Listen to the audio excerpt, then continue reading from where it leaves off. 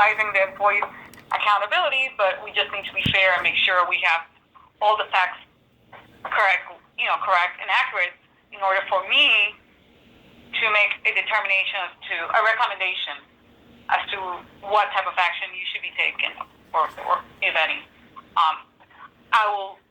I think Roxy knows, and Barbara, if I don't have documentation, I will say go back to square one and document.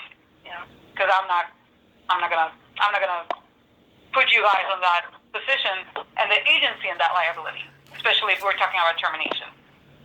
Definitely. So to that point, point two, the good documentation of employees' pattern of poor performance or misconduct can establish that the action wasn't related to a discriminatory reason. It's not based on race. It's not based on age, religious. Because people, they will come and they will make allegations. And I've seen it. I've had to provide sworn statements myself regarding actions we've taken. And, I've been able to do so, confidently, because we have the documentation to prove, hey, no, this was based on, X, Y, and Z, not on whatever allegation the employee is raising. But it happens, and it will come back to us at some point. The EO process especially takes a long time, and you'll probably hear from an EO investigator a year after the fact. So that's why documentation is important. Also, if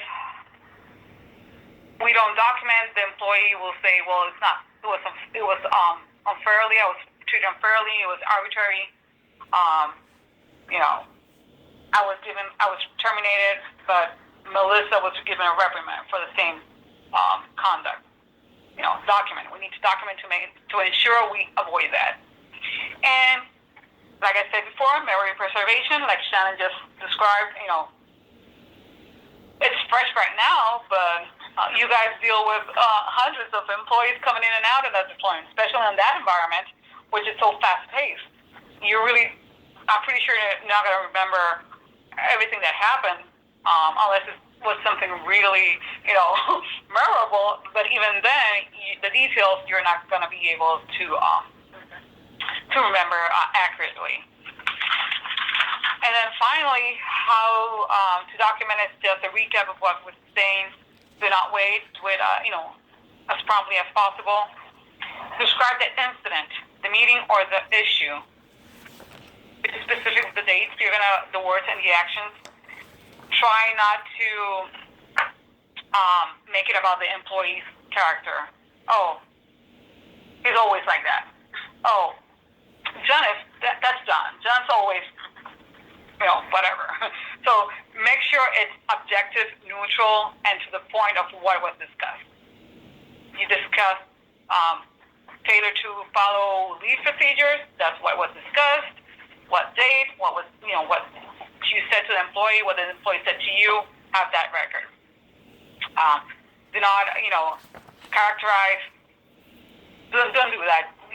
Just write it as if somebody, else, a third party is going to read it, and they're going to make a determination of what you wrote. So just make sure you're neutral and objective on when you're going to write the documentation.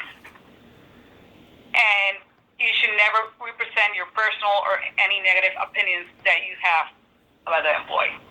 I know sometimes, our personal opinions can be mixed in. Just try to avoid that in writing.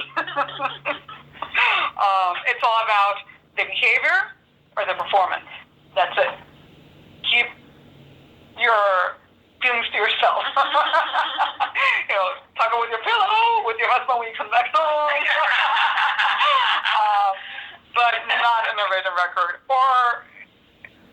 Or any other conversation, but for that sake, I would go further, People misconstrue what you say. You never know who's hearing, behind the doors. So just make sure it's objective. And I think that concludes my presentation. If you have any questions regarding this or anything else that's jumping to your mind right now. Any questions right now for Pat. Shannon, this is Mark. Sorry, Park? Yeah, I just got two questions.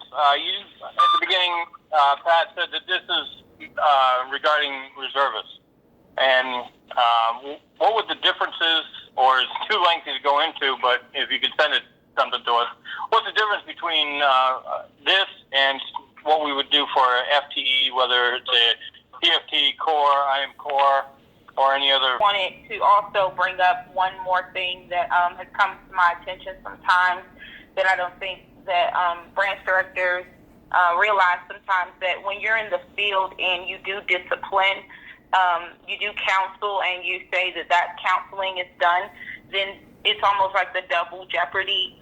Sometimes they look for cadre management to take further action, but unless it warrants further action, the action that you've taken in the field is the ultimate action that has been taken.